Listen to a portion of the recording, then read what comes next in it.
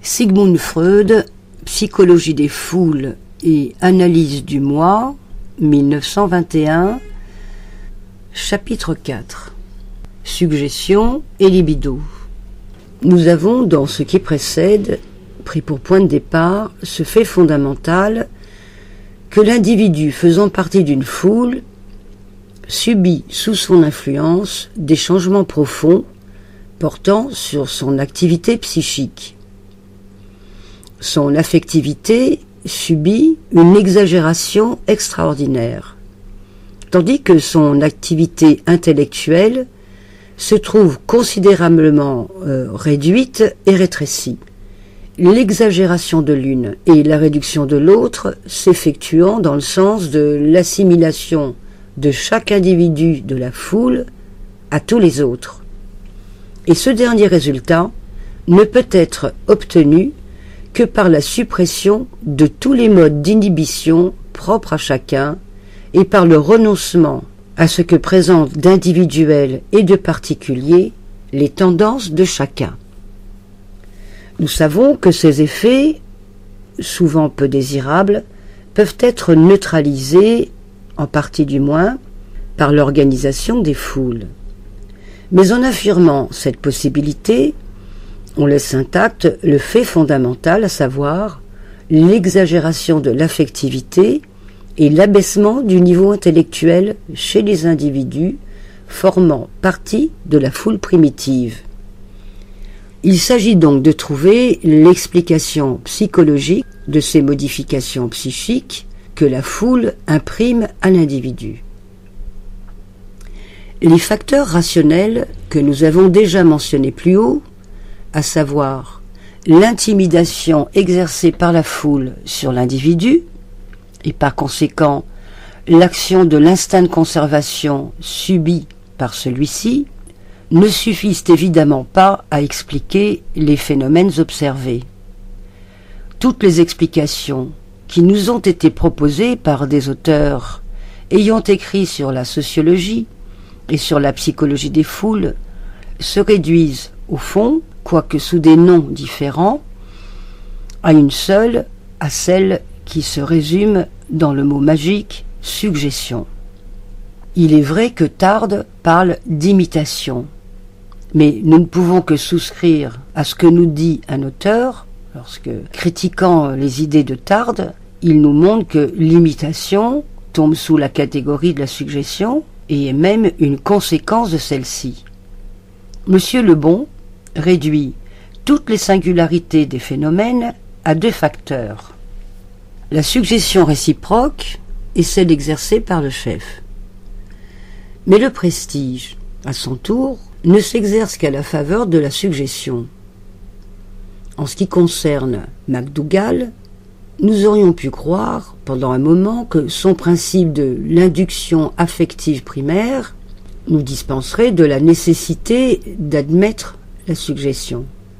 Mais en examinant ce principe de plus près, nous nous apercevons qu'il n'exprime pas autre chose que les phénomènes bien connus de l'imitation, de la contagion, en insistant seulement sur le côté affectif de ces phénomènes. Que nous ayons une tendance à imiter l'état affectif d'une personne avec laquelle nous nous trouvons en contact, c'est là un fait incontestable. Mais il faut savoir aussi que bien souvent, nous résistons à cette tendance en luttant contre l'état affectif qui veut s'emparer de nous, en réagissant d'une manière souvent diamétralement opposée. On dira que c'est l'influence suggestive de la foule qui nous oblige à obéir à la tendance à l'imitation, en vertu de laquelle nous subissons l'empire d'un état affectif. Toutefois, même en suivant MacDonald, nous ne sortons pas du domaine de la suggestion. Il ne nous apprend rien de plus que les autres, à savoir que les foules se distinguent par une suggestibilité particulière. On est ainsi préparé à admettre que la suggestion, ou plus exactement la suggestibilité, est un phénomène primitif et irréductible, un fait fondamentale de la vie psychique de l'homme. Tel était l'avis de Bernheim, dont j'ai pu voir moi-même en 1889 les tours de force extraordinaires. Mais je me rappelle que, déjà alors, j'éprouvais une sorte de sourde révolte contre cette tyrannie de la suggestion. Lorsqu'un malade, qui se montrait récalcitrant, on criait « Que faites-vous? Vous vous contre-suggestionnez !» Je ne pouvais pas m'empêcher de penser qu'on se livrait sur lui à une injustice et à une violence. L'homme avait certainement le droit de se contre-suggestionner lorsqu'on cherchait à se le soumettre par la suggestion. Mon opposition a pris plus tard la forme d'une révolte contre la manière de penser d'après laquelle la suggestion, qui expliquait tout, n'aurait besoin elle-même d'aucune explication. Et plus d'une fois, j'ai cité à ce propos la vieille plaisanterie. Si saint Christophe supportait le Christ, et si le Christ supportait le monde, dis-moi, où donc saint Christophe a-t-il pu poser ses pieds? En abordant aujourd'hui, de nouveau, après 30 années d'interruption, l'énigme de la suggestion, je trouve que rien n'y est changé. À une seule exception près, qui atteste précisément de l'influence qu'a exercée la psychanalyse, je constate qu'on cherche plus particulièrement aujourd'hui à formuler correctement la notion de suggestion, c'est-à-dire à imposer à l'usage de ce terme des règles conventionnelles. Note numéro 2, voir par exemple Note on Suggestion par McDougall, volume 1, numéro 1, mai 1920. Fin de la note. Ce qui, à mon avis, est loin d'être superflu, étant donné que le mot en question, qui trouve des applications de plus en plus larges, finira par perdre complètement son sens primitif et par désigner n'importe quelle influence, comme des mots anglais tout suggest, ou le mot français suggérer et ses dérivés. Mais nous ne possédons toujours pas d'explication relative à la nature même de la suggestion, c'est-à-dire aux conditions dans lesquelles on subit une influence en l'absence de toute raison logique. Je serais prêt à prouver la justesse de cette affirmation par l'analyse de la littérature de ces 30 dernières années. Si je ne savais pas que, dans mon entourage, on prépare un travail très important sur cette question. Aussi essayerai-je seulement d'appliquer à l'explication de la psychologie collective la notion de la libido, qui nous a déjà rendu de si grands services dans l'étude des psychonévroses. Libido est un terme emprunté à la théorie de l'affectivité. Nous désignons ainsi l'énergie, considérée comme une grandeur quantitative, mais non encore mesurable, des tendances se rattachant à ce que nous résumons dans le mot amour.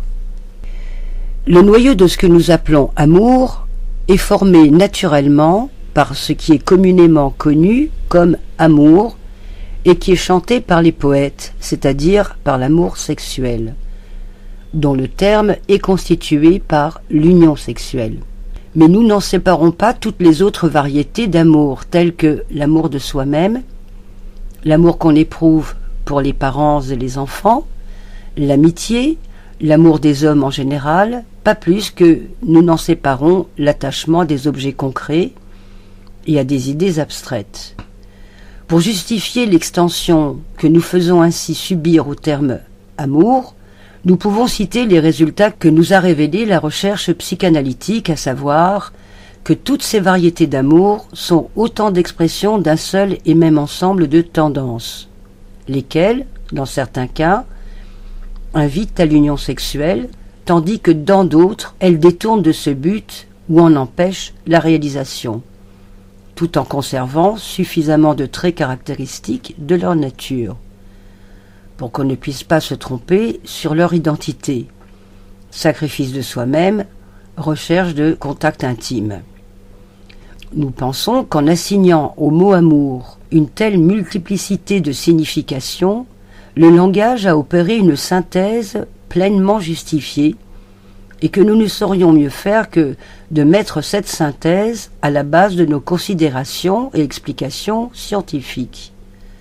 En procédant de la sorte, la psychanalyse a soulevé une tempête d'indignation, comme si elle s'était rendue coupable d'une innovation sacrilège. Et cependant, en élargissant la conception de l'amour, la psychanalyse n'a rien créé de nouveau. L'éros de Platon présente, quant à ses origines, à ses manifestations et à ses rapports avec l'amour sexuel, une analogie complète avec l'énergie amoureuse, avec la libido de la psychanalyse. Et lorsque dans sa fameuse épître aux Corinthiens, l'apôtre Paul vante l'amour et le met au-dessus de tout le reste, il le conçoit sans doute dans ce sens élargi, d'où il suit que les hommes ne prennent pas toujours au sérieux leurs grands penseurs, alors même qu'ils font semblant de les admirer. Toutes ces variations de l'amour, la psychanalyse les considère de préférence, et d'après leur origine, comme des penchants sexuels. La plupart des gens instruits ont vu dans cette dénomination une offense et se sont vengés en lançant contre la psychanalyse l'accusation de pansexualisme. Celui qui voit dans la sexualité quelque chose de honteux et d'humiliant pour la nature humaine est libre de se servir des termes plus distingués, éros et érotique. J'aurais pu en faire autant moi-même dès le début, ce qui m'aurait épargné pas mal d'objections. Mais je ne l'ai pas fait car je n'aime pas céder à la pusillanimité. On ne sait jusqu'où on peut aller dans cette voie. On commence par céder sur des mots et on finit par céder sur les choses. Je ne trouve pas qu'il y ait un mérite à avoir honte de la sexualité. Le mot grec « éros », par lequel on prétend diminuer cette honte, n'est au fond pas autre chose que la traduction du mot « amour ».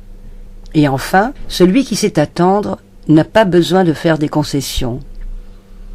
Nous allons donc essayer d'admettre que des relations amoureuses, entre parenthèses ou, pour employer une expression plus neutre, des attachements affectifs, fermez la parenthèse, forment également le fond de l'âme collective. Rappelons-nous que les auteurs que nous avons cités ne soufflent pas mot de cela. Ce qui pourrait correspondre à ces relations amoureuses se trouve chez eux, caché derrière le paravent de la suggestion. Deux idées que nous relevons, en passant, justifient d'ailleurs notre tentative. En premier lieu, pour que la foule garde sa consistance, il faut bien qu'elle soit maintenue par une force quelconque. Et quelle peut être cette force, si ce n'est Eros, qui assure l'unité et la cohésion de tout ce qui existe dans le monde.